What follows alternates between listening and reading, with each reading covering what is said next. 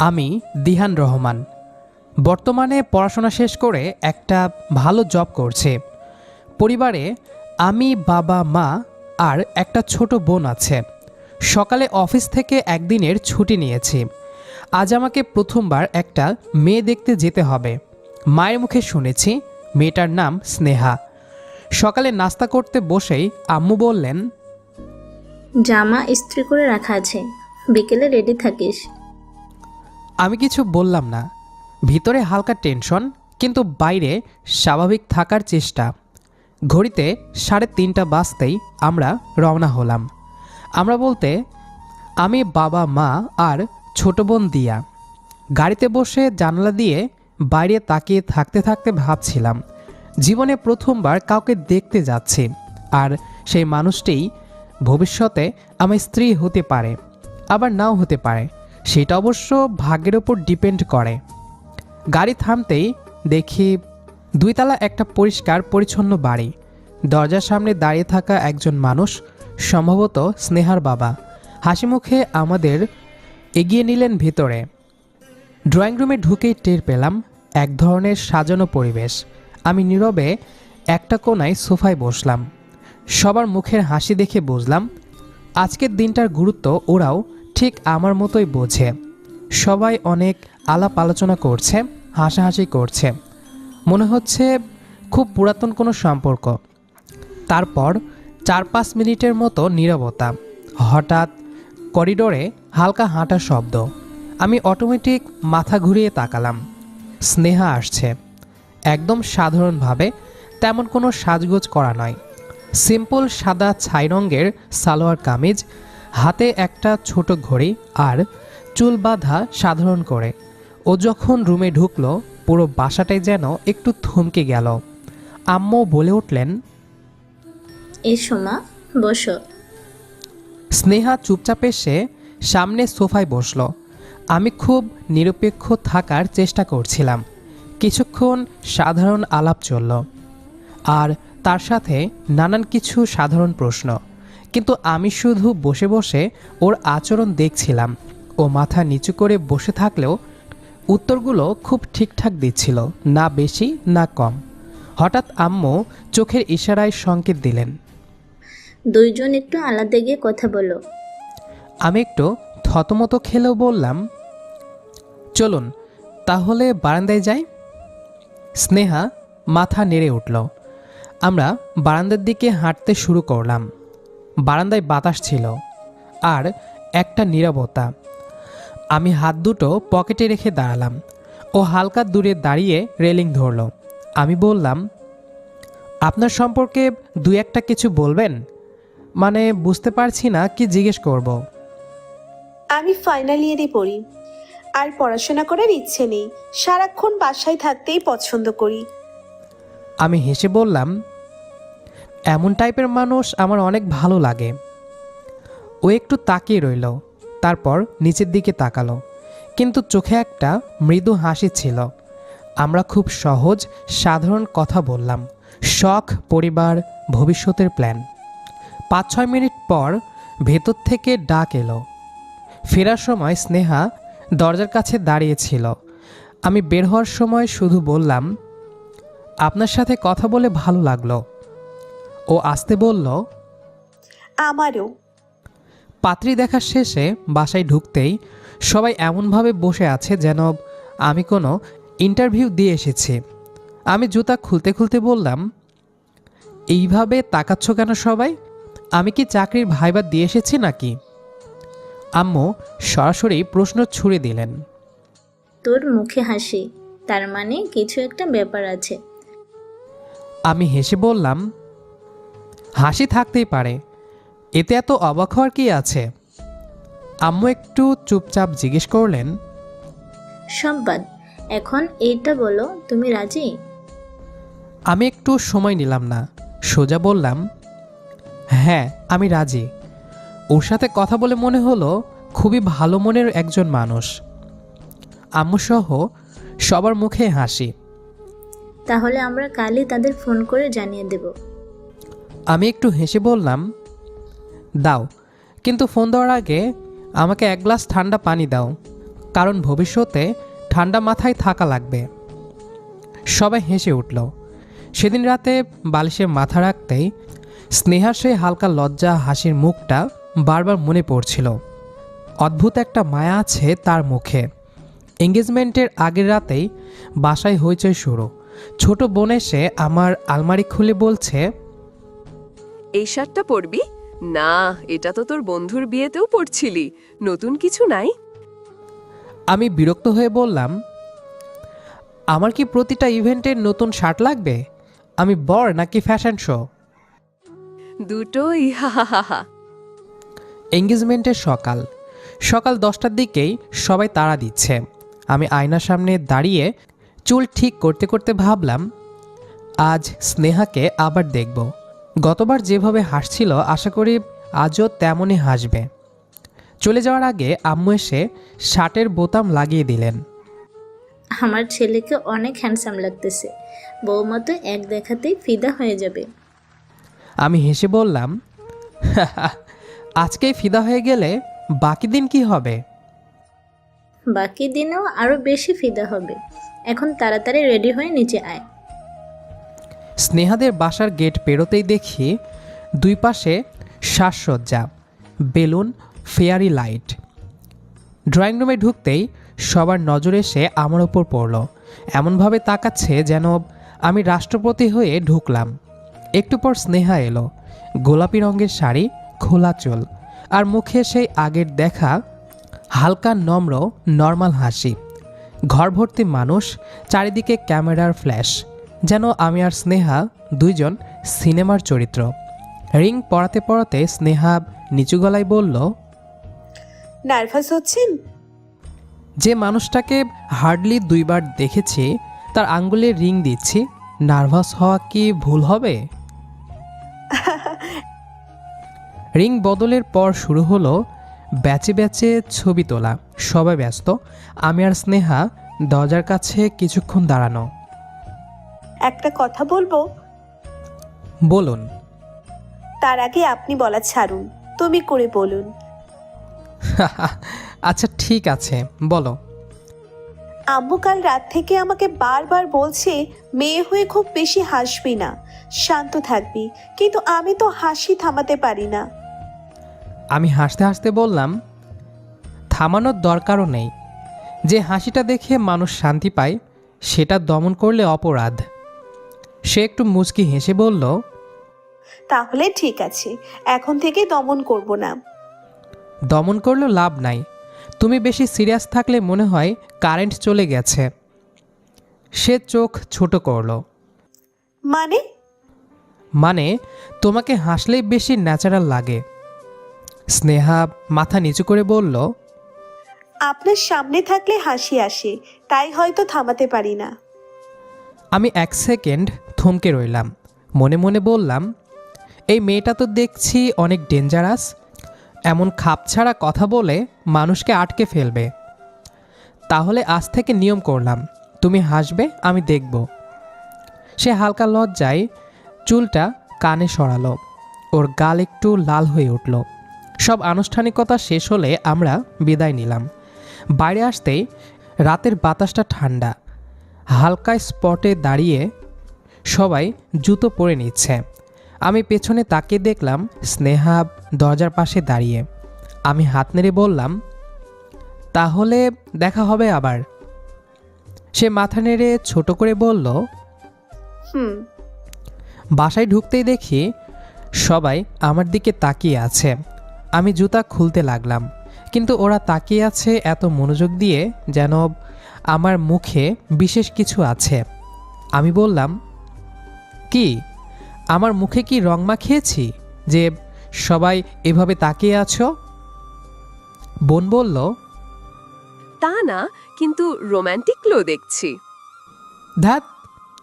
আম্মু গম্ভীর ভঙ্গিতে বললেন, ঠিকঠাক বল, মেয়েটা কেমন? আমি একটু নরম হয়ে বললাম, ভালো, শান্ত, কিন্তু হাসি দেখলে মনে হয় উফ কি জানি একটা। ও মা গো, দেখছো সবাই, ভাইয়া ক্রাশ খাইছে। আমি বালিশ দিয়ে মারার ভঙ্গি করতেই বোন পালিয়ে গেল। এঙ্গেজমেন্টের পর কয়েকদিন চলল ব্যস্ততা। সেদিন দুপুরে স্নেহা হঠাৎ মেসেঞ্জারে মেসেজ দিল। আসসালামু আলাইকুম।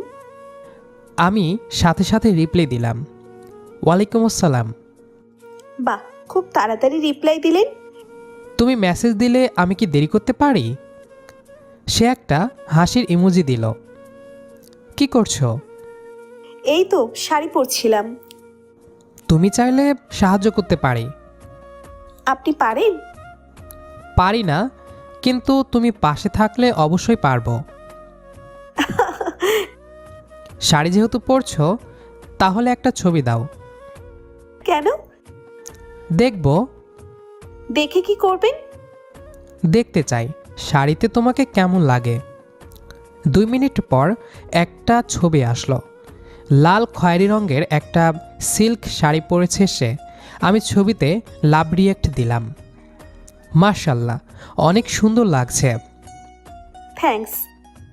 মাত্র একটা ছবি? আপাতত একটাতেই সন্তুষ্ট থাকুন। ঠিক আছে, থাকছি। কারণ কিছুদিন পর তো সবই আমার, মন খুলে দেখতে পারবো। মানে? মানে কিছু না, সময় আসুক, তারপর নিজেই বুঝবে। বলেই কয়েকটি ডেভিল মার্কা ইমোজি দিলাম। স্নেহাও দিল। এভাবে টুকটাক কথা হতে লাগলো আমাদের। দুজন দুজনের বেশ কাছাকাছি হয়ে যাচ্ছে। বিয়ের আগের রাতে স্নেহা অনলাইনে, দেখি স্নেহা অ্যাক্টিভ। আমি সাথে সাথে মেসেজ দিলাম, ঘুমাও নাই? না। কেন? ঘুম আসছে না। নার্ভাস? একটু। তাছাড়া কাল সবাইকে ছেড়ে চলে যাব। নিজের প্রিয় রুম সবকিছুই ছেড়ে যাব। এটাই তো নিয়ম। তবে ভয় নেই, তুমি সুখেই থাকবে। কোনো কিছুর কমতি আমি অনুভব করতে দিব না। সেটা কিভাবে? আমার ভালোবাসা দিয়ে। তবুও ভয় লাগছে। কত দায়িত্ব নিতে হবে আমাকে, তাই না? কিন্তু আমি তো এত কিছু বুঝি না। আমি একটু সময় নিয়ে তারপর রিপ্লাই দিলাম, আমি আছি, দুজন মিলে অ্যাডজাস্ট করব। কেউই পারফেক্ট হয় না। তুমি যাই থাকো, যেমনই থাকো, আমি তোমার পাশে দাঁড়াবো। ওর রিপ্লাই এলো 30 সেকেন্ড পর। আপনার এই কথাগুলোই সব সহজ করে দেয়। আর তুমি হাসলে সব ঠিক লাগে। Tomorrow I will be yours. আমি ট্রলি করার ভঙ্গিতে বললাম, অফিসিয়ালি অনলি, ইমোশনালি তো আগে হয়ে গেছো। কথা কম বলুন। ঘুমাও এখন। কালকে আমার বউ বেশে ফ্রেশ থাকা দরকার। অনেক ঝামেলা সামলাতে হবে। তার জন্য তো আপনিই আছেন। দিনেরটা তো সামলে নিব, সমস্যা নেই, কিন্তু রাতের। এই বাই, গুড নাইট। বলেই অনলাইন থেকে চলে গেল। আমি হাসতে লাগলাম আর ভাবতে লাগলাম, আর মাত্র কয়েক ঘন্টা, তারপর সিঙ্গেল থেকে মিঙ্গেল হয়ে যাব। পরের দিন সকাল, সবাই ব্যস্ত। কে কে বরযাত্রী যাবে সেই নিয়ে চলছে আলাপ আলোচনা। আমি আয়নার সামনে দাঁড়িয়ে শেরওয়ানি পরতে লাগলাম। বর সাজতে সাজতে মনে হচ্ছিল আজ অফিসের ইন্টারভিউ না, কিন্তু লাইফের ইন্টারভিউ দিতে যাচ্ছি। গাড়িতে ওঠার আগে আম্মু এসে বললেন, আজ থেকে তুই আর তুই থাকবি না, তুই উভয় হবে। আমাদের সাথে আরেকজনের দায়িত্ব তোকে নিতে হবে, আর তার দায়িত্বটা সবচেয়ে বেশি। আমি হাসতে হাসতে বললাম, আমি রেডি আম্মু। বউ সেজে স্নেহাকে দেখে মনে হলো যেন পৃথিবীর সবচেয়ে সুন্দর কিছু আজ আমি দেখছি। ওর চোখের কাজল, ঠোঁটের লাল রং, সব কিছু মিলিয়ে মনে হচ্ছিল কোনো অস্পরা। একটু পর কাজী এসে আমাদের বিয়ে পড়িয়ে দিলেন। অবশেষে সিঙ্গেল লাইফ থেকে এই শীতে মুক্তি পেলাম। খেয়ে দিয়ে ছবি তুলে উঠছে।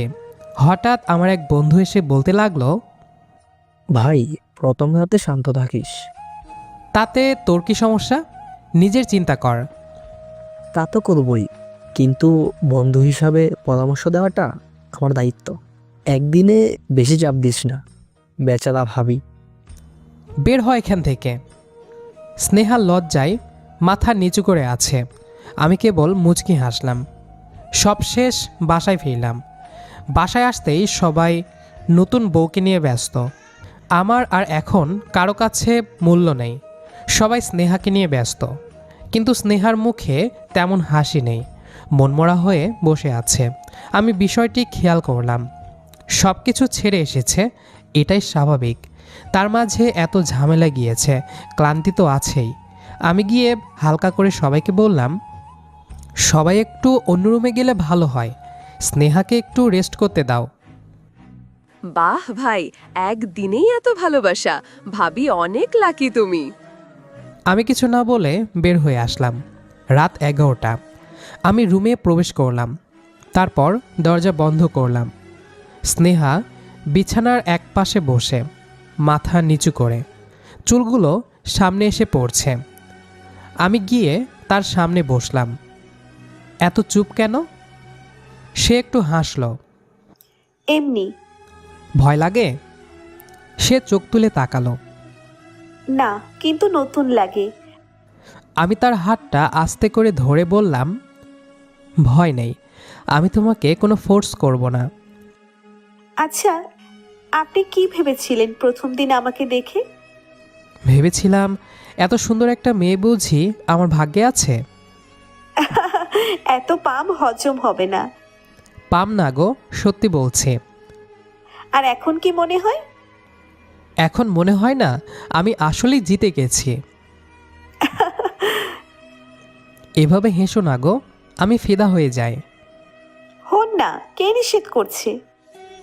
আমি তো প্রতিনিয়তই ফিদা হই তোমাকে দেখে, যা তুমি টের পাও না। তাই নাকি?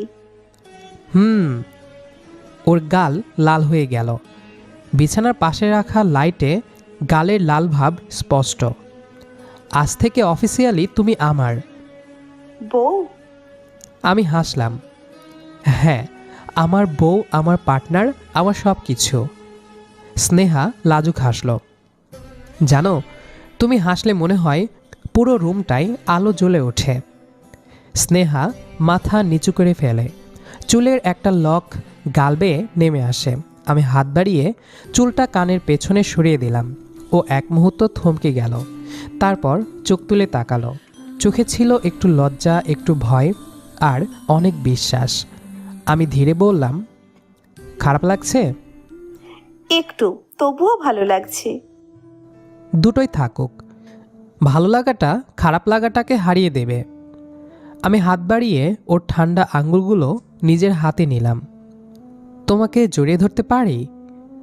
স্নেহা একবার নিঃশ্বাস নিয়ে আসতে বলল। হুম। আমি ধীরে ওকে কাছে টানলাম। ওর মাথা আমার বুকে এসে ঠেকল।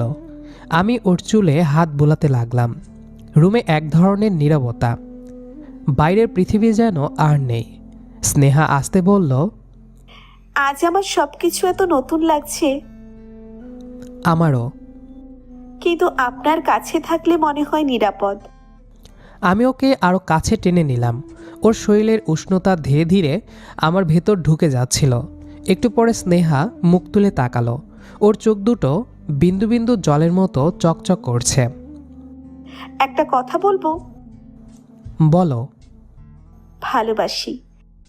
আমি মুচকি হেসে বললাম, আমিও তোমাকে ভালোবাসি। কবে থেকে? যেদিন প্রথম দেখেছি সেদিন থেকে। স্নেহা একটু লজ্জায় চোখ নামিয়ে নিল। স্নেহা, হুম? তোমাকে একটা জিনিস বলবো? বলুন। আমি ওর হাত ধরে ওকে সামান্য নিজের দিকে টানলাম। ওর মুখ কয়েক ইঞ্চি দূরে, শ্বাস দুটো মিলেমিশে যাচ্ছে। তোমাকে একটা কিস করতে চাই। স্নেহা চোখ বড় করে আমার দিকে তাকালো, তারপর লাজুকভাবে আবার নামিয়ে নিল। সেই মুহূর্তের চেয়ে সুন্দর আর কিছু হতে পারে না।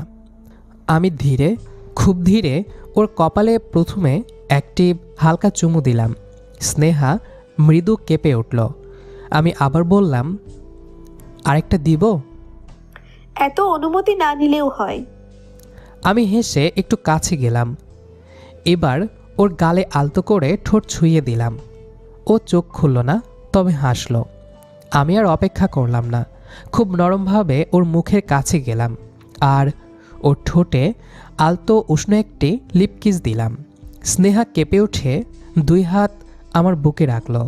সেই স্পর্শে আমার শ্বাস আটকে গেল। মনে হলো সময় থেমে গেছে। সকালের রোদের হালকা সোনালি রঙে ঘরটা ভরে গেছে।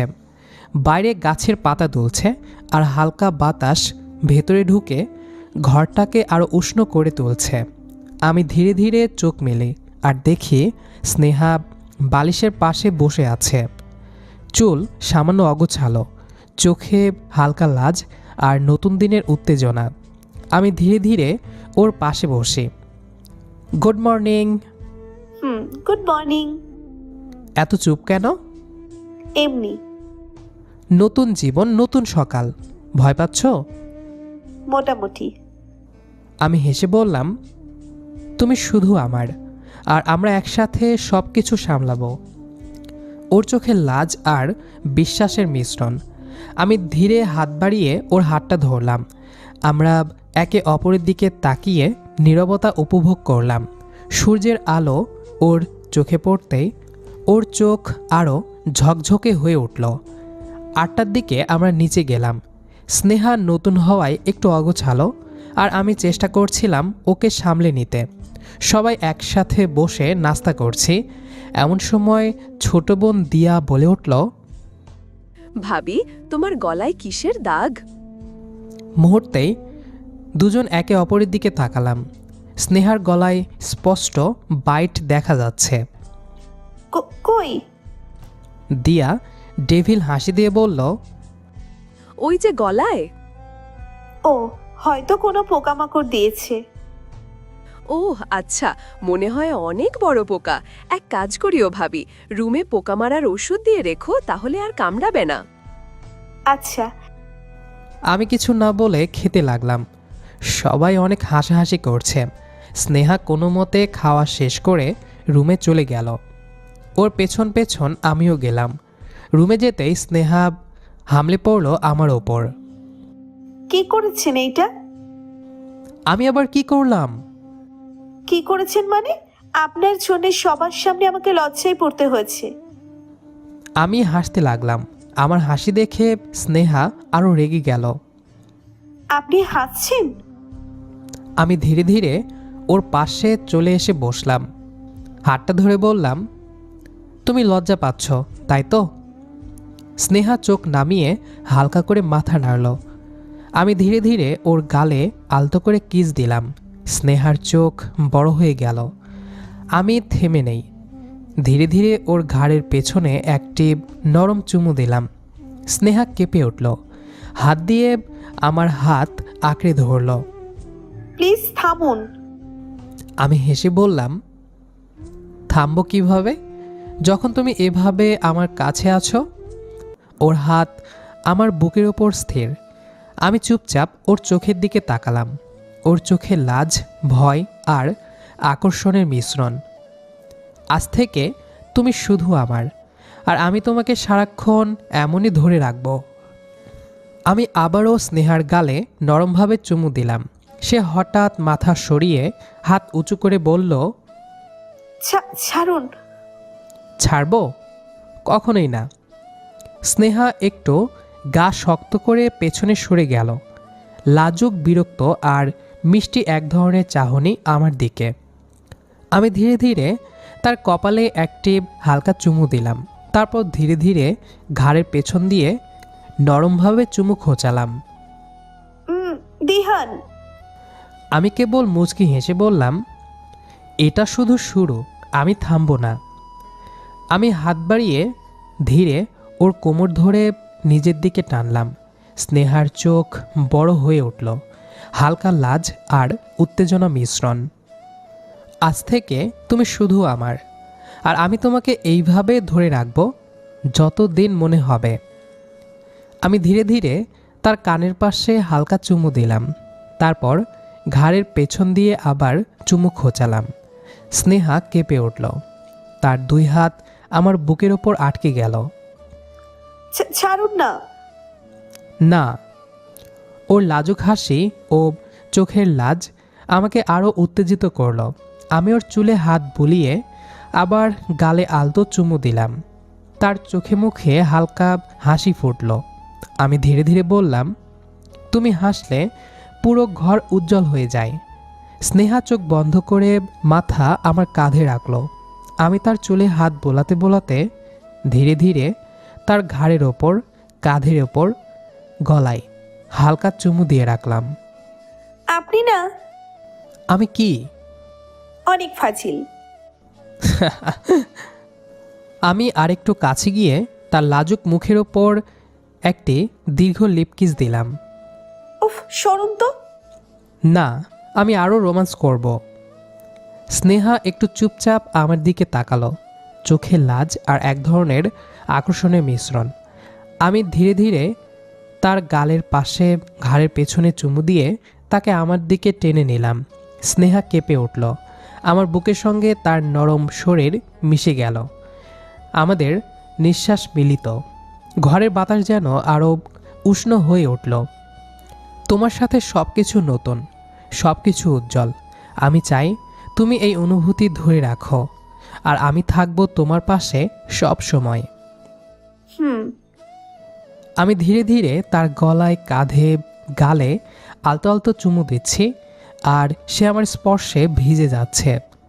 লাজ, উত্তেজনা আর মধুর আবেশে পুরো ঘর আমাদের ভালোবাসায় ভরে উঠছে। আমি মৃদু হাসি দিয়ে বললাম, শুনছ? তোমার হাসি, তোমার চোখ, তোমার স্পর্শ সবই আমার, আর আজ থেকে আমি ছাড়ব না। স্নেহা ধীরে ধীরে চোখ খুলল, আমার দিকে তাকালো, মুখ লাল, লাজের সঙ্গে হাসি, আর তার হাতে আমার হাত। আমি কেবল তার চোখের গভীরে হারিয়ে গেলাম। তো দর্শক বন্ধুরা, দেখতে দেখতে গল্পটির শেষ প্রান্তে চলে এসেছি। তো আমাদের আজকের গল্পটি আপনাদের কাছে কেমন লেগেছে সেটি অবশ্যই কমেন্ট করে জানাবেন, কেননা আপনাদের এক একটি কমেন্ট আমাদের পরবর্তী ভিডিওর জন্য অনুপ্রেরণা যোগাবে। আর আপনারা কমেন্ট করেন না বলেই ইদানিং প্রতিদিন গল্প পাচ্ছেন না। তো অবশ্যই কমেন্ট করে জানাবেন গল্পটি কেমন হয়েছে। তো দেখা হবে আবারও নতুন কোনো গল্প নিয়ে। সেই পর্যন্ত সবাই ভালো থাকবেন, সুস্থ থাকবেন, আর আমাদের সাথেই থাকবেন। আর আমাদের আজকের গল্পটি যারা শেষ পর্যন্ত শুনেছেন তাদের সবাইকে অসংখ্য ধন্যবাদ। আজকের মতো এখানেই বিদায় নিচ্ছি। টাটা।